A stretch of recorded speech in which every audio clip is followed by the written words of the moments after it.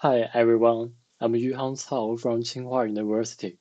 I'm excited to share our work, OMeGa, Joint Optimization of Explicit Meshes and Gaussian Splits for Robust Thin-Level Surface Reconstruction. We all know that Gaussian splitting has shown great potential for novel real synthesis, but it struggles when it comes to accurate geometric reconstruction. So why is that? The reason lies in the inherent flexibility of the Gaussian ellipsoids. While they can be optimized freely in terms of shape and position, this high degree of freedom acts as a double-edged sword. To minimize photometric loss and overfit complex textural details, the optimization process often introduces what we call spatial noise. As illustrated in the room scene on the right, the training views appear highly photorealistic. But once we move the camera and look at the underlying point cloud, you'll see it's actually composed of multiple layers of Gaussians stacked together just to fake the texture. This leads to a lot of floaters and noisy geometry in 3D space. And that's exactly the problem we're trying to solve, mitigating that spatial noise.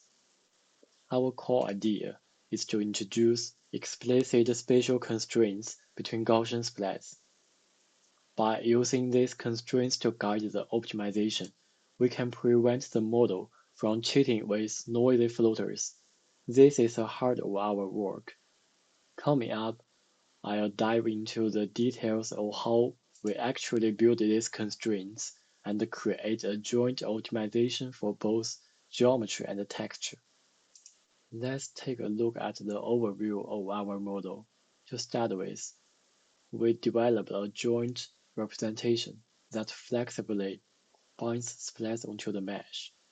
Then the key here is how we optimize the mesh and the splits simultaneously.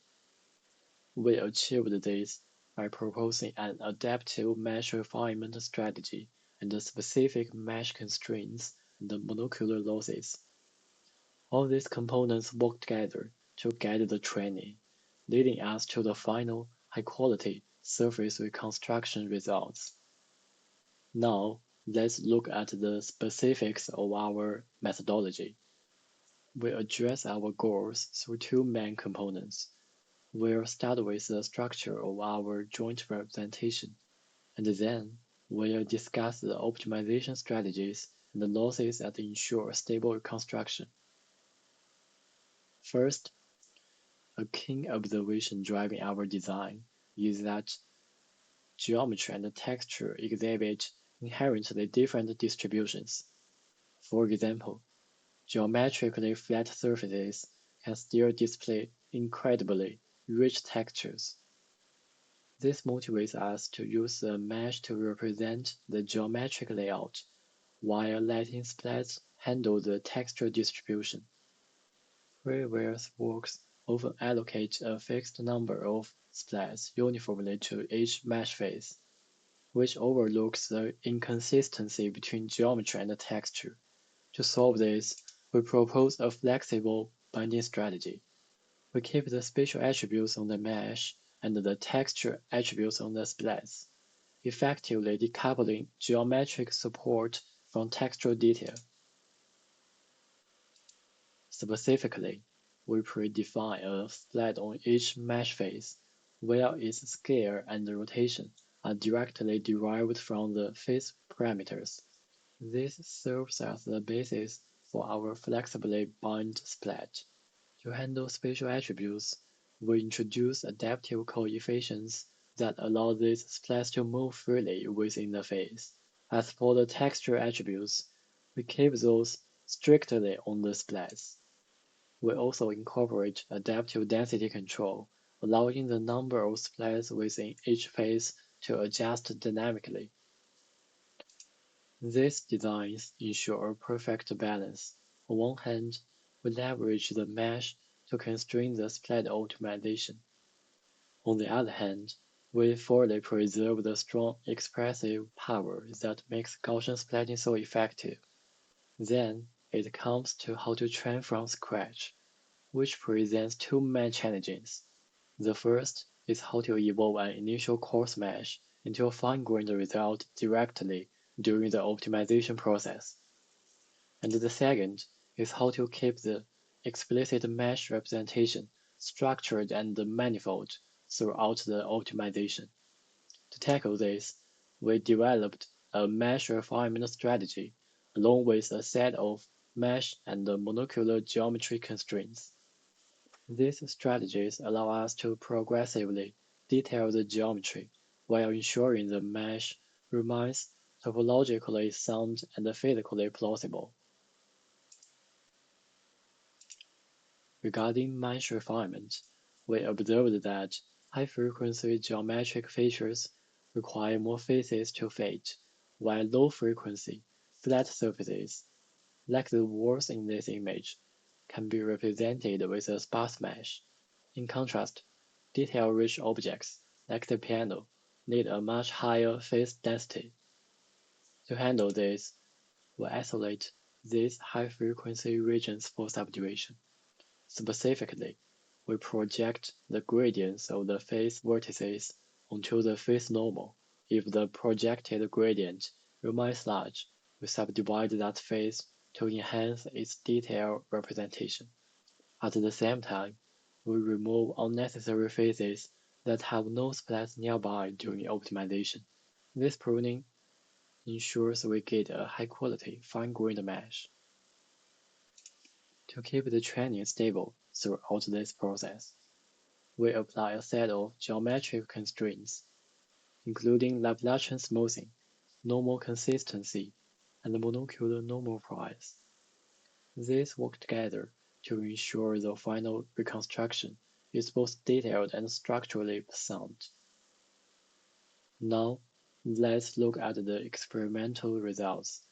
We compared our method against the state-of-the-art in Gaussian-based reconstruction, including 2D-GS, Golf, PGSR, GSRAC, Sugar, and GAMS. To ensure a fair comparison, we also integrated monocular normal constraints into several of these baselines. Starting with a quantitative matrix for surface reconstruction, our approach achieves state-of-the-art performance across the board. Moving on to the visual comparisons, you can see that our method delivers superior construction in indoor low-texture regions, such as walls, tabletops, and chairs, while other methods also utilize additional priors, like normal separation. Our proposed joint representation, thanks to its explicit mesh structure, is far more effective at leveraging geometric constraints. This allows us to produce much cleaner and more accurate surfaces compared to existing techniques. To further verify the generalization of our construction, let's look at some out-of-domain views, returning to the scene we showed at the very beginning, specifically this nightstand. You can see how 2DGS stacks multiple layers of splats to overfit the texture, which creates significant spatial noise. In contrast, our method uses only a single layer of splats that perfectly conforms to the surface. Even from these unseen perspectives, our rendering remains far more photorealistic and geometrically consistent. We also conducted ablation studies to validate our design choices.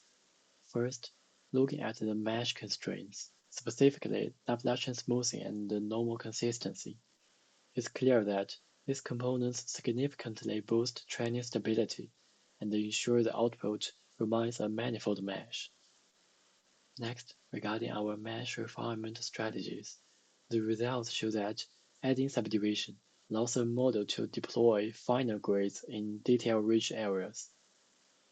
Meanwhile, the pruning process correctly identifies and removes redundant phases. Together, these results demonstrate the effectiveness of each component in our framework. And that's all. Thank you.